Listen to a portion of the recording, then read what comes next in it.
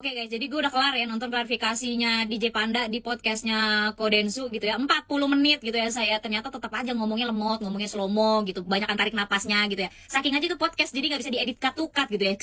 Inti podcastnya adalah ya sama intinya si Panda itu sebenarnya mau tanggung jawab terhadap sang perempuannya gitu kan. Cuma si perempuan ini tidak mau menikah gitu. Padahal si Pandanya ini emang mau bertanggung jawab gitu. Dan si Panda ini mengakui kalau dia itu mau mempermalukan si cewek ini gitu loh. Kenapa mau mempermalukan? Karena dia sakit hati, dia cemburu sama pacar baru ceweknya itu, terus dia juga sakit hati sama omongannya si cewek yang bilang ya udah kalau perlu nggak usah ada orang tahu kalau kamu bapaknya, kayak gitu-gitu. Satu sisi gue mengerti perasaannya dia, walaupun responnya dia itu tidak bisa dibenarkan juga, tapi namanya juga manusia gitu kan, punya rasa emosi, punya rasa marah, punya rasa dendam, punya rasa benci. Balik lagi tidak bisa dibenarkan gitu ya, tapi ya mau gimana? Masalahnya yang gue paling kesel dari klarifikasi DJ Panda sama si Kodensu ini ya, si Pandanya tuh ngomongnya gini, ya udah anggap saja itu kesalahan saya, biar nggak belibet, biar nggak muter-muter, biar nggak panjang.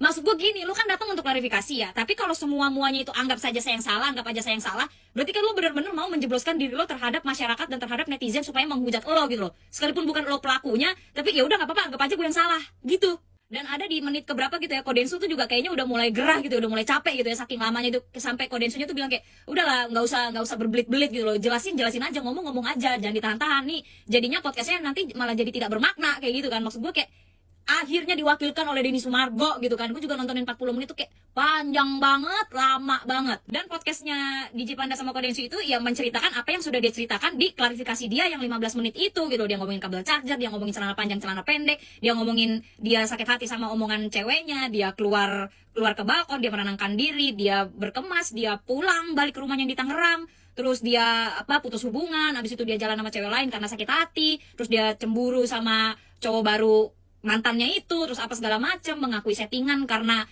dia salah tangkep omongan ceweknya menurut dia sendiri. Kayak sebenarnya itu podcast tuh ya yang ada di klarifikasinya dia 15 menit itu hanya diperjelas oleh Kodensu runtutannya gitu loh. Jadi nggak pusing, nggak bingung gitu. Cuman yang bikin gue kesel, ngomongnya lama banget kata gue. Udahlah segitu aja ya live reaction gue, kalau mau dibikin full nggak mungkin karena podcastnya aja 40 menit saya. Jadi gue bikin ala kadarnya aja ya. Ciao.